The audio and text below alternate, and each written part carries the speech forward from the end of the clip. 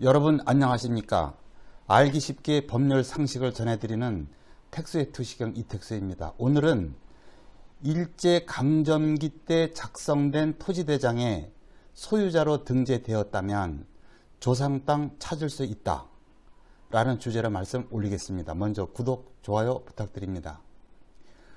우리나라는 36년간 일제강점기에 있다가 45년 8월 15일 해방이 되고 50년 6월 25일 6.25 전쟁이 발발하여 53년 7월 27일 휴전을 했는데 임야와 토지 등 부동산에 있어서 아직도 그 전쟁의 상처가 크게 남아 있습니다.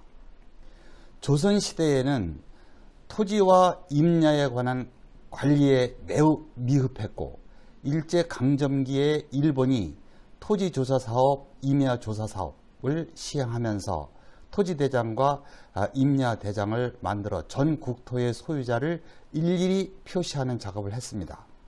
그러다가 6.25 사변으로 인하여 그 당시 만들어 놓은 토지 임야에 대한 중요 서류가 상당 부분 소실되었는데 수복 후 이를 복구하기는 하였으나 아직까지도 제대로 복구를 하지 못하고 있는 실정입니다. 그동안 수차에 걸쳐서 한시적으로 특별조치법을 제정하여 소유자를 찾아주었고 2020년에 또다시 특별조치법을 제정하여 현재 시행 중에 있습니다.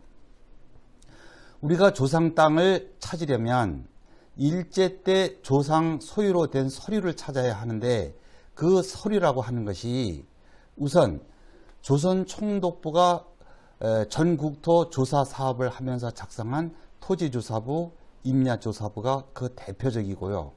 그 외에 일제 때 조선 총독부가 부분적으로 국토개발과 관련하여 작성한 보안림 편입조서, 또 사방계획서 같은 것이 있고요.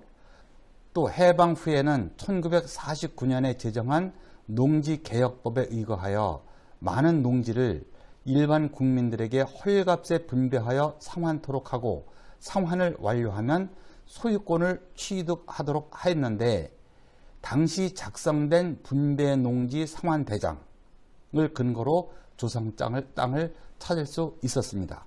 그러나 방금 열거한 이 문서에 이름이 없는 사람들에게는 무용지물입니다.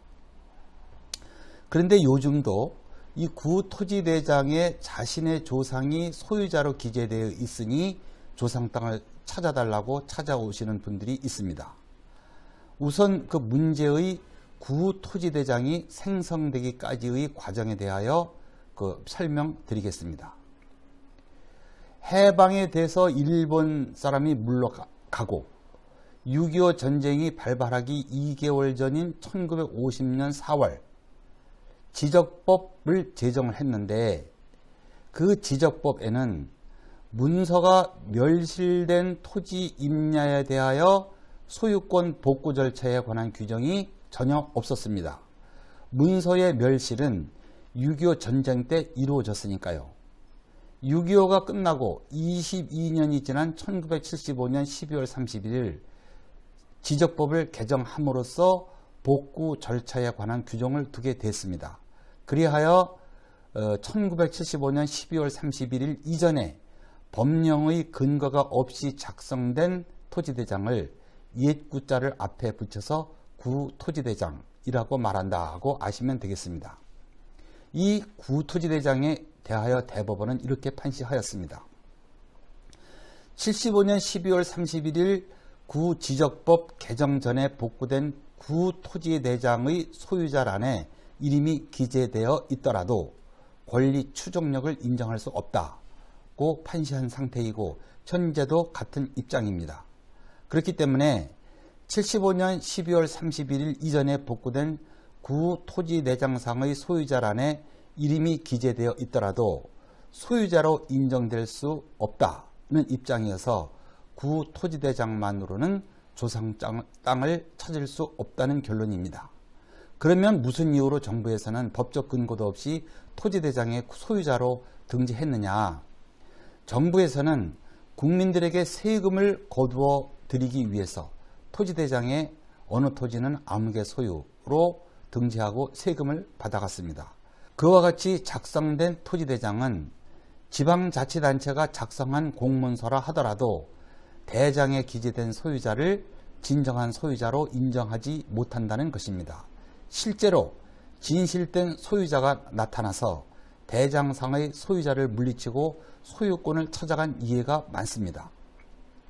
그런데 구 토지대장 중에는 해방전 일제강점기 때 작성된 것이 있는데 그 토지대장도 구토지대장이라고 부르긴 하지만 전혀 성격이 다릅니다. 그 토지대장은 단순히 세금을 거두어 들이기 위해서 해방 후에 작성된 것이 아니고 일제강점기 당시 조선 총독부령에 근거하여 1914년 4월 25일 제정된 구토지대장 규칙에 근거하여 작성된 것입니다.